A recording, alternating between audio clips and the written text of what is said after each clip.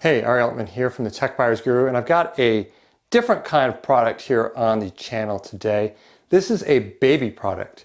And on the channel previously, I've covered a lot of different tech, primarily computer-related products. I also have a number of smart home products, and then also radio control products, which are more on the leisure side of things. It just turns out that actually the smart home products are the ones that have garnered the most attention, the most views. People are most interested in finding out how they work.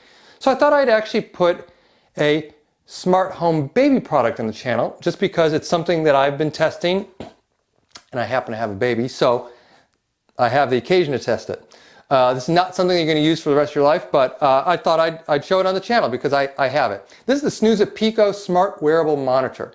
And if you have a child, particularly if you have a newborn or you remember having a newborn, one of the things you probably recall is the fear of that child perhaps not breathing properly while they're sleeping.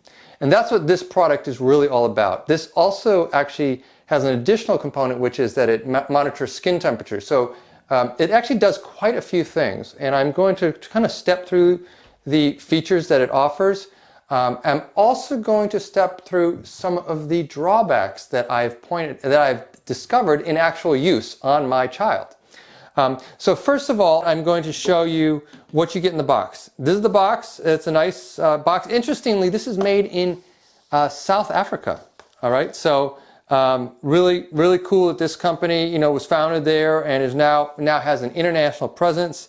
So not only is the company based in South Africa, they still make their products in South Africa, and I think that's pretty neat. That does mean that you'll probably see some slightly different English in the manuals in terms of just the phrasing and the spellings.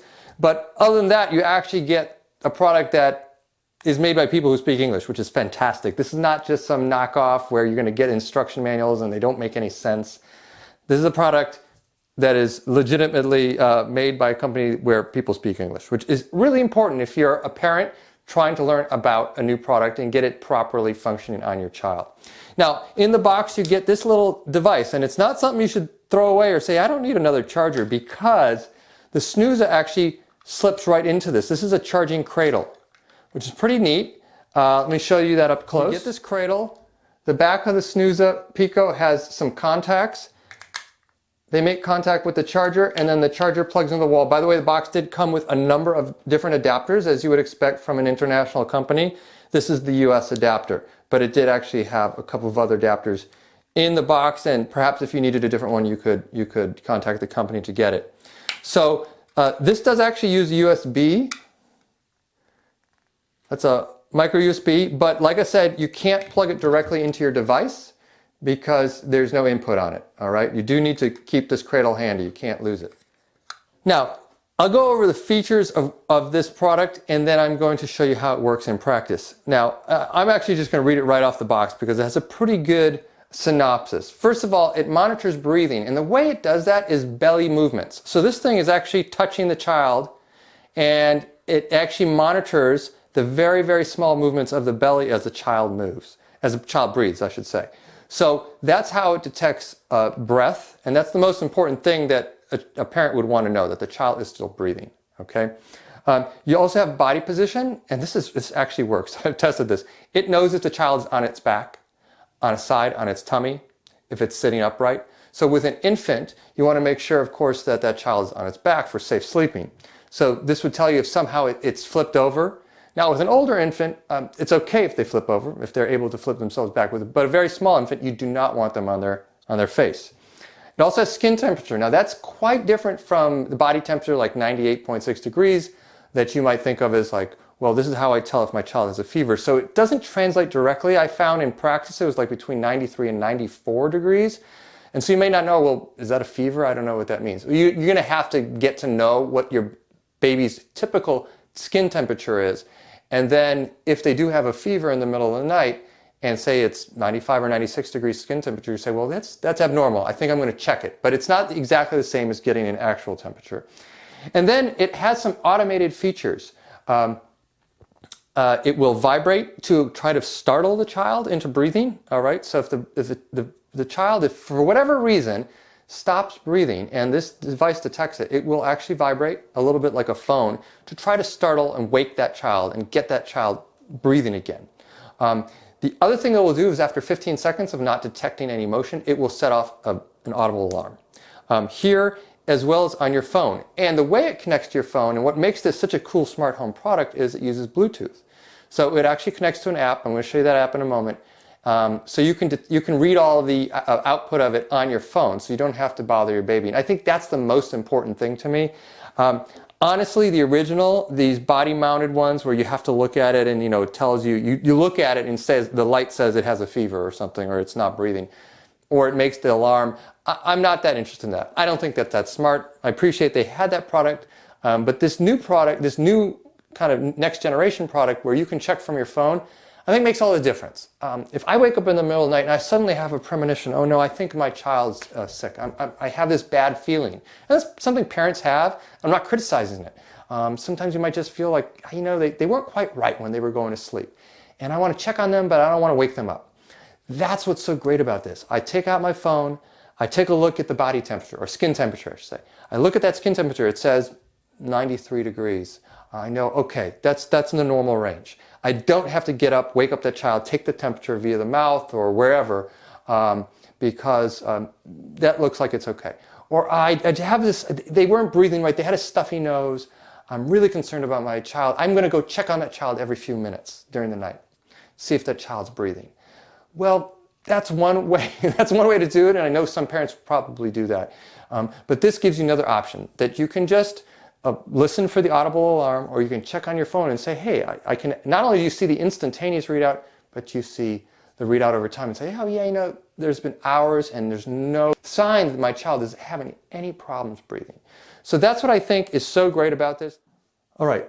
Before I actually show you this working on my infant, I'm going to just show you how the clip mechanically works. This, I think, is one of the drawbacks of this design, and I know that Snuza is trying hard here. They've done something kind of ingenious, but I don't think it works that well. And that is, it uses a clip that it's really hard to pop open, so I popped it open there, right? It's a little awkward, and it really doesn't open very far. Okay, you can see it's a really, really small opening. Literally, that is as wide as it opens. And what you're supposed to do is you take that diaper and you're supposed to clip it around there. And you're supposed to fold it over. But as far as, from my point of view, it's actually, you really have to work it in there. You have to work it on because that opening is so small. The very first time I did this, I actually got my daughter's skin caught in here. I clipped this closed and she started screaming. All right. Now, then to make matters worse, it's actually really hard to get undone. All right. So I'm now attempting to open it. I'm actually literally trying to open it. Okay. I got it open. It took me about 5 seconds to open it. Not unlike the time when I actually caught her skin in it. Now, what makes matters worse is that, when you actually have an infant in the middle of the night and you're changing diapers, you're going to be doing this a lot, and you're going to be doing it in the dark. And I can't help but think that Snuza could do better. Like, here's an OXO bag clip for my kitchen. Okay. Now, of course, this is pretty tight, right? It's got a pretty heavy-duty spring to keep your chips closed. But my whole point is, why isn't this OXO design, which is such a basic bag clip design, why couldn't it translate to this, where you pop it open, right? I pop it open with some handles in the back, and it pops open, and I just let it go around the diaper, and it's on really, really easily, rather than having to fumble with it, right? This is the biggest drawback of this product. The other thing about this that often happens is while I'm trying to open it, I accidentally turn it on, right? And the problem with that is, it's not so much that, hey, you're draining the batteries, it's that the alarm will go off in 15 seconds. Once I put this down, I didn't even say it, I didn't know that it was on, right? The alarm has gone off after about 15 seconds. And then I get a notice on my phone, actually, that the clip is open. So I'm going to show you how to attach the Snuza Pico. Now, although I have some experience with this, every time I try to open it, I do have a little bit of trouble. Sometimes I kind of bend my nail. It's really, I don't love this system, but let's try to do it. Now, I'm going to try very hard not to catch my infant's belly in this clip, but it's really tricky because you put it down here and their skin might be folded over. and then you clip it down and you hurt them. Now I've got my fingers all the way down here to make sure. But if you don't do that, or if it's the middle of the night and you're in a rush, you might clip their skin, which is a real big drawback of this product. Now I'm going to turn it on. It doesn't make a beep and it does flash. And in the middle of the night, you're probably going to see some of these lights shining through. Another thing, obviously, is that children don't usually sleep in their diaper, even though this is a sleep monitor. You know, they're going to have clothes on over this. So you're not actually going to necessarily see this, right? It's going to be under their clothes. You still see the light shining, which is a little bit distracting, but you won't know what it means. So it's kind of a worst of both worlds when it comes to the onboard lights. I just don't think they're that useful. Now, this is most likely how you're going to be using it, and that's why I do think the phone interface is so important, because this doesn't do me any good, right? Okay, I'm going to take it off her now. Actually, I'm going to just show you one more time what it's monitoring.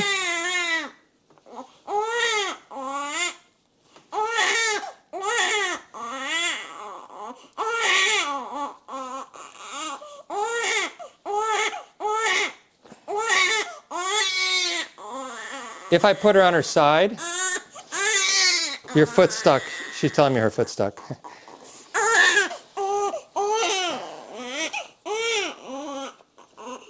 Look at that. It actually knows that it's she's on her left side at this point. Okay. And it actually sees the breathing movement is a lot higher because she's quite animated and upset right now. So I'm actually going to stop the video and conclude without her in the frame. Try to do my best to demonstrate how this product works. Having been through being a parent now, this is the second time around, I know what the fears are that parents have. And I absolutely think this is a good product for a lot of people out there, particularly first-time parents who just aren't sure of how infants should behave when they're sleeping, like what to expect. How will their temperature fluctuate? What does that crying mean? What does lack of crying mean? You know, you could be fearful about lack of noise, a lack of agitation. So for all those parents, I do think the Snuza Pico provides a good amount of peace of mind. Now, with all that said, there are a couple of design problems with it that will keep me from using it with my infant. The first is this clipping mechanism. I think I've made it pretty clear. It's pretty hard to use, all right? I've used it a bunch of times, and I still find it every time I think I'm going to break a nail, taking it off, or I'm going to actually break this piece of plastic off, which I did the first time I used it. You know, there has to be a better way. Okay, that's the first thing. The second thing is it does have all the lights on the front of it, but unless you're living in the tropics, your child's going to have some kind of clothing on. And that means all those lights are going to be underneath the clothing, so they won't really do any good in terms of monitoring the child. But they're still bright enough that they can distract you or your child, all right? The kind of blinking light, they may see that, or you may see that, and that bothers you in the middle of the night. The light, even though it's filtered through their clothing, you're going to see that light blinking and it'll be distracting. The third issue I had was occasionally when I was using it, I might accidentally turn it on before it was on the child, and it would sense a problem, and my phone would start beeping and vibrating. The device would beep and vibrate. And this would all be in the middle of the night when, you know, I'm changing my child's diaper, and I don't want there to be any noise or light, right? And my phone lights up and makes a lot of noise, and the device starts beeping and blinking. So, you know, I'm not going to profess to know exactly what all the changes could be to the Pico to make it ideal. I think it's challenging to draw that defined line between notifying the parent and actually becoming a distraction in the middle of the night. When you're using this product, you're trying to have a quiet environment and a dark environment for your infant. So I appreciate what Snuza was trying to do. I love the smartphone interface. I think that makes all the difference. I would have no interest in this product.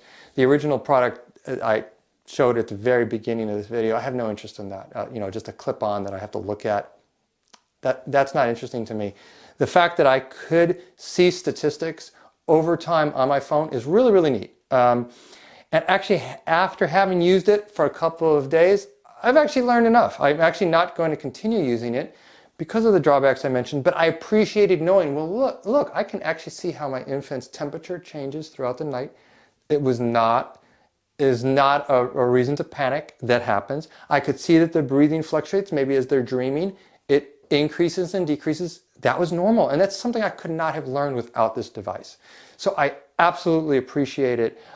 It absolutely has value. I think for parents who are maybe on the more cautious side and maybe more likely to be, want to keep vigil over their child because they're very concerned about healthful sleep, this is a product that will bring you peace of mind.